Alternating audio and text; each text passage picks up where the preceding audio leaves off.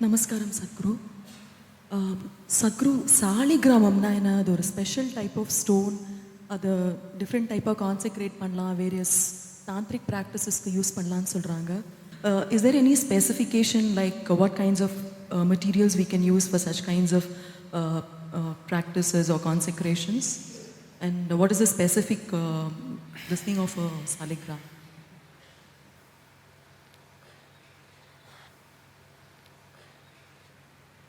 Saligram, generally what you find in the stores is mostly an egg-shaped stone.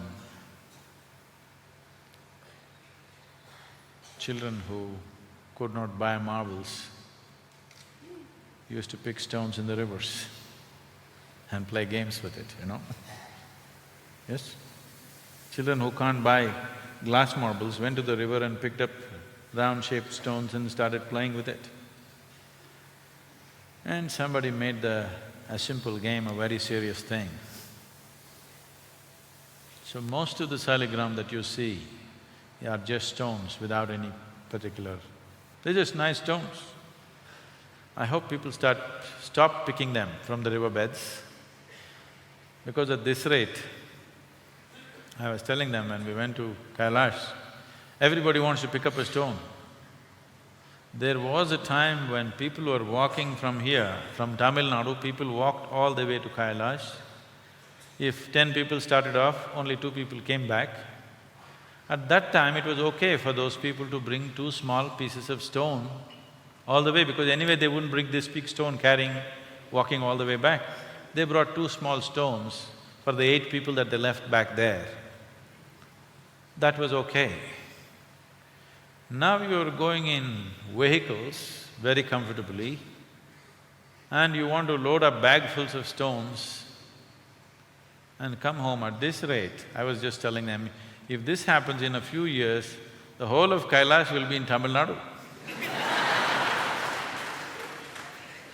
We're transporting the whole mountain piece by piece. The number of people that are going, and we are planning to take thousands of people. So please leave the Kailash stones in Kailash, it's no good for you. You want to carry some water, it's okay. Water migrates without your permission. Stones still don't migrate. So wherever these stones are from, Ganga, Yamuna, wherever, if you pick them up, please carry it all the way back and throw it back into the same river. Because the life in that river has to happen, all these things are needed. Saligram is a particular kind of stone which is extremely rare to find. Generally, sea anemones are being sold as saligrams. Any piece of stone is being sold as saligram, those are not saligrams. Or people are molding them in various kind of resins and selling them. Definitely that is not saligram. Saligram is a rare piece of stone which is 1 in a billion if you manage to pick it. And even if you pick it, you may not know the difference unless you're of a certain kind. And if you happen to pick a genuine saligram, if you do happen to pick a genuine saligram, then you're in real trouble.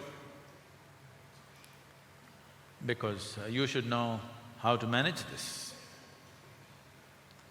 Otherwise you will be in a lot of trouble.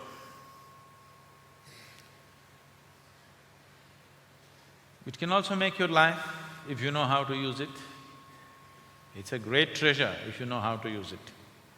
Otherwise it can be disastrous if you do not know how to use it. People who are living in family situations, simple lives without much discipline, without much focus, without much awareness, should never ever keep a saligram in their home. If they do, they could go through any amount of turmoil. We have seen such families. Somebody, 2, 3 generations ago, your grandmother, grandfather, somebody brought a saligram, they made their life out of it. But after they died, the next generation do not know how to keep it. And those families go through such turmoil and such horrors which are unimaginable, because they simply do not know how to manage the energy.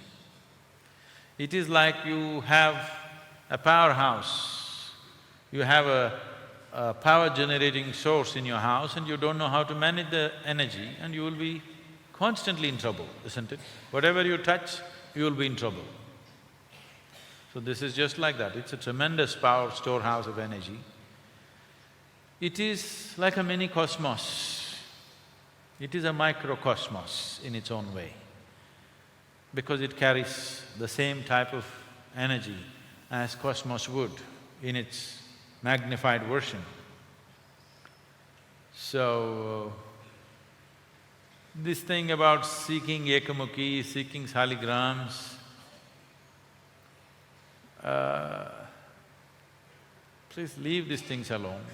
This is not genuine spiritual process. This is souvenir collection, you know. Wherever you go, you want to pick up something and think this is sacred, that is sacred. Everybody wants a ekamukhi. You yourself have many faces. When you have many faces, if you wear a ekamukhi, you're asking for trouble. If your whole life is just one-pointed and then you wear it, it's a great thing.